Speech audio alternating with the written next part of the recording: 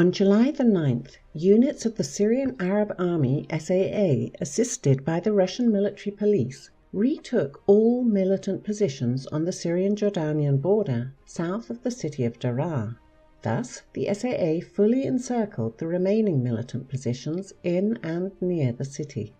On July the 10th, Russian-backed negotiations between the Damascus government and militants in the area continued.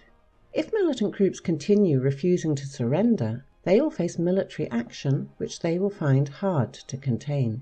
Thus, despite hysteria in the mainstream media and multiple anti-Russian and anti-government statements by representatives of the so-called moderate opposition, they have few options and little time to decide. The only chunk of the Jordanian-Syrian border in the province of Daraa, which remains in the hands of militants, is the ISIS-held area east of the Israeli-occupied Golan Heights. The expected SAA military operation against ISIS, as well as hysteria al-Sham east of the Golan Heights, is already causing concern among the Israeli leadership. On July the 9th, Israeli Defense Minister Avigdor Lieberman said that his country will respond harshly to any attempts by the Syrian military to enter the demilitarized area in the Golan Heights. His statement followed airstrikes by the Israeli Air Force overnight into July the 9th on the T4 airbase in the Syrian province of Homs. The Syrian military said that its air defense forces had intercepted a few missiles and targeted an Israeli warplane. The military admitted that some missiles had hit the base. The Israeli side denies that any of its warplanes were hit.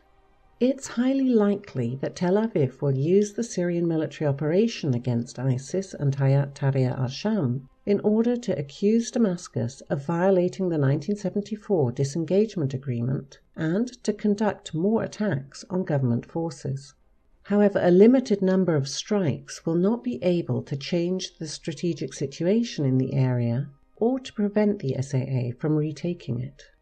Meanwhile, militants in the reconciled part of Daraa province have surrendered another batch of weapons, including at least 11 US TOW missile launchers, 17 TOW missiles, dozens of Bulgarian Fagot missiles, several improved Malutka missiles, 2 Shilka self-propelled vehicles, 4 BMP-1 armored vehicles, 7 battle tanks, as well as other weapons and equipment. In northern Latakia, militants launched another attack on SAA positions from the so-called Turkish Zone of Responsibility in the Idlib de-escalation zone, engaging government troops in the Turkmen Mountains area. The SAA lost no positions, but according to pro-militant sources, a few government troops were killed or injured. The militant-held province of Idlib remains the stronghold of hysteria al-Sham, the former branch of al-Qaeda in Syria, and other radical groups. These groups await their turn in the ongoing anti-terrorist operation of the Syrian-Iranian-Russian alliance.